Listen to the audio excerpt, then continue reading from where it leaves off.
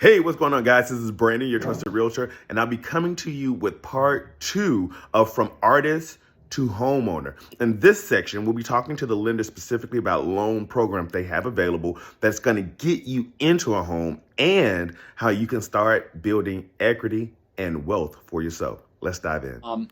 So that is based off of that's based off of the industry you're in and how many employees you have is what that expense factor would look like. And I will say this: so the alternative channel, you're going to pay a little bit of a higher interest rate than the conventional. That's just kind of how that works. It's a niche product. To go back to the conventional, though, we have worked with some self-employed borrowers. They're like, okay, if I have to show 1 year of tax filings, I'm just going to claim all my income this year. I want the lower interest rate. So we'll always work with you in that scenario. We'll say, look, this is what it would look like on the conventional channel. This is maybe what it would look like more on the bank statement 1099 program. So with that program, and that's really helpful. So up front, I think it's important to start out with understanding like tax filing, right? So what you're going to be looking at is, even if you're looking at bank statements or, taxes, you still need to see where that person has filed their taxes for the company, right? So it's the name of the game initially. What you're looking for is minimize the amount of deductions. That could be. So some will certainly look to do that. Full disclosure, if you do that, you're likely going to either owe more in taxes or get less back, because then your taxable income goes up. So there's certainly a give and a take there. And we can look at both options to see if claiming all the income would make more sense. Okay. So you can actually help and set up a plan and do an estimate prior to A, filing taxes, and B, buying a home, to put a plan together and make a determination on what's going to be the best option. Absolutely. Okay. So what else should I know as someone who is self-employed and I'm looking to go from someone who's renting and keeping my $3,000 guitar in my cousin's nephew aunt's garage to having my own garage? Yeah. So one of the most important things I'll say is that all these programs are typically going to require at least 2 years on that self-employment history.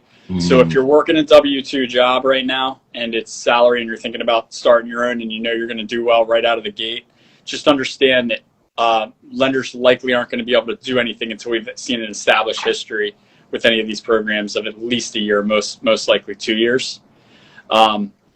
If you're looking to do the 1099 or alternative lending, typically you're going to need a little money for down payment. 5 to 10% is the general range, whereas that conventional channel may be as low as 3%, sometimes even less. So again, all of those are taken into account.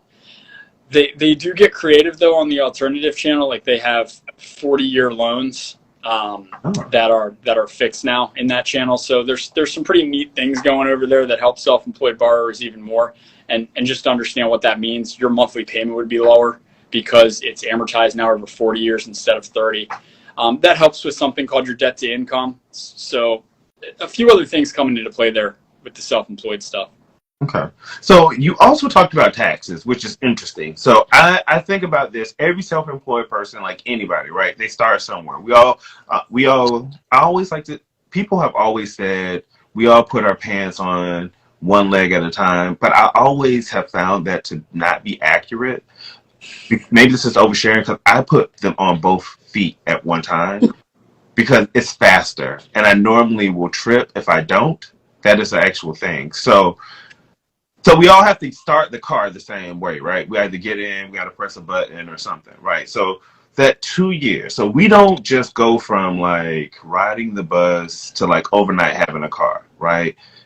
We will typically do what we call a dual career, right? For a long time before I became a full-time, like hardcore OG realtor, I was, working a W-2, just, slaving away, but leaving during lunchtime and showing houses. So my question to you is, at some point, they didn't count what I was doing as a real job, right? As being a realtor. It was a hobby, just fun and games. Like I was just being nosy and walking through people's houses. So how do you count that? Let's say I want to buy a house and I have a W-2 right now. Do you still need 2 years? Can I count that income? And will that income like give me more money? Or can I use, Yeah, how does that work? absolutely. So you can combine them. So if you're working a salary W-2 job, and we go back, so whenever you apply for a mortgage loan in general, we're looking at a 2-year history. The main idea there is to make sure there's no job gaps of at least 6 months or more, even if you're a W-2 employee salary. And if there is a big gap, that needs to be explained, and there can be some time needed back on the job to use it. But in general, you can use your salary pay, and then let's say you filed the self-employment on the side, and in your case, let's say you were doing it for 2 years. We can combine those two incomes together for when you go to purchase a home. So you can use your self-employment income and your W-2 income. The only thing that you would not be able to do is you can't do like your W-2 position and that bank statement program for your self-employed income. It's all got to stay kind of in that one channel there. So what would be some advantages over using the bank statement program over the one we just talked about? Like the conventional program? The conventional program. Standard. Yeah, I mean, so you're going to have a lower interest rate with that. When you qualify for a standard conventional loan, I'd say rates are about a full percentage point less probably, which the spread used to be much greater. So I will say that alternative bank statement 1099 channel has gotten more aggressive with interest rates, which is really good. But outside of that, you can go down to a 600 credit score in some cases, depending on the program. With the conventional channel, you're going to see a little bit higher with bank statements, typically 660, upwards of 700 with 10% down. So the advantages, I would say, with conventional are a little more lenient with the credit guidelines still, and lower down payment possibilities, better interest rate. So you mean to tell me if Mashiba invited somebody on her, on the Instagram or off of the Facebook, and they have a like 620 credit score. Sometimes I come across clients who want to buy a house. And Ryan, this is no surprise to you. I've been working with Ryan a long time. And one of the things we do is we work together. If you don't qualify, we don't just say, sayonara, Right. come back. We put together a plan. Mashiba, you've seen us in action, like actually put together a plan. And people come back and they're like, hey, we've been working together a year. Like I see Mashiba everything, right? So you're telling me a person normally, a W-2 person who will come to me and have a 615 credit score, we have to nurture them a while before they can get into a home. But you're telling me an artist travels the world, also can show that they have income, they have money from gigs that are booked. Maybe they don't pay all, they don't have credit, they don't understand Right. it, 600 or 615 credit score. They will qualify to buy a house under the program you're talking about? Sure. We'll just take a look at the average of 2 years income, and as long as they qualify from what's called a debt to income perspective, that's fine.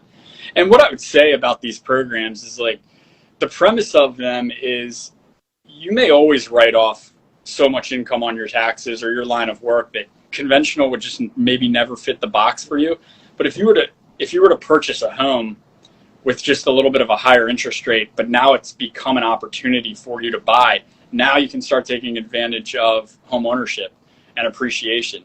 And I could pull some clients that bought 2 years ago under these bank statement 1099s programs, and sure, their interest rates were a little bit higher than what it would have been on a conventional, but they have $100,000 in equity now because they made that decision to purchase a home then, and not do it on your taxes. So that's really the whole idea behind these programs, is to open up this opportunity of home ownership, even if with a little bit of a higher rate.